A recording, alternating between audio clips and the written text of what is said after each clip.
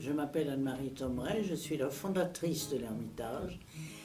J'ai fondé l'école en 1941 et je réponds bien volontiers à vos questions que vous souhaitez me poser en l'honneur du 70e anniversaire que vous vous apprêtez à fêter. La plupart des enfants qui faisaient du latin et de l'anglais étaient obligés d'aller à Saint-Germain. Il n'y avait pas d'école secondaire à Maisons-Laffitte. Mes parents m'ont donné notre deuxième étage de notre maison et j'ai ouvert à la rentrée 3 classes. Un CM, une 6e, 5e et une 4e, 3e qui étaient groupées ensemble pour beaucoup de matières.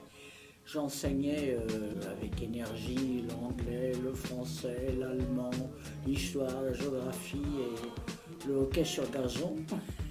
Et puis j'engageais des professeurs pour faire le reste. Et c'est ainsi qu'est né l'Ermitage. Les garçons étaient en culottes courtes. Ils avaient des culottes grises, des chandails bleu marine, des blousons bleu marine, un peu genre blouson d'aviateur, fourrés l'hiver avec un col de fourrure grise. Et les filles avaient une jupe grise, un pull bleu marine, un manteau bleu marine.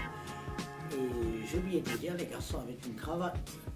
Et tout le monde respectait ça sans aucun problème. Il n'y avait pas de stade à Maisons-Laffitte, ni de piscine. Par conséquent, tout se faisait sur place. J'avais installé des pistes, des sautoirs, un tremplin, un portique avec des cordonneux, des cordes lisses. Et on avait des pliants sur lesquels les élèves se mettaient à plat ventre pour apprendre les mouvements de la natation.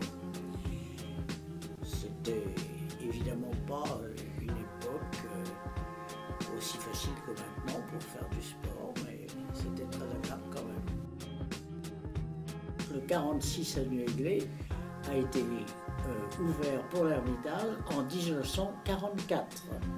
Lorsque je n'ai plus de place, ce qui fut assez rapide, je louais cette très belle maison le 24, vous êtes actuellement au collège, et puis ensuite, c'était encore trop petit, alors j'ai loué le 18 rue des Côtes, où se trouve maintenant le lycée. Et puis nous avons fait construire le Sully, où il y a un internat et le petit théâtre. Voilà, j'ai donc augmenté la surface de l'Ermitage, mais il en faudra toujours plus.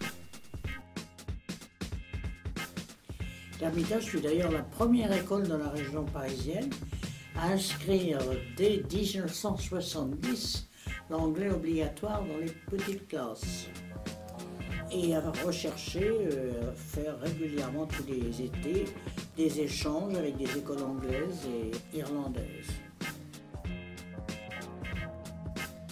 J'ai appris qu'il ne fallait jamais se décourager, qu'on pouvait toujours trouver la possibilité pour l'enfant de s'épanouir davantage qu'il ne l'était, à mesure où on le créait, un milieu agréable, non stressant, sympathique, encourageant.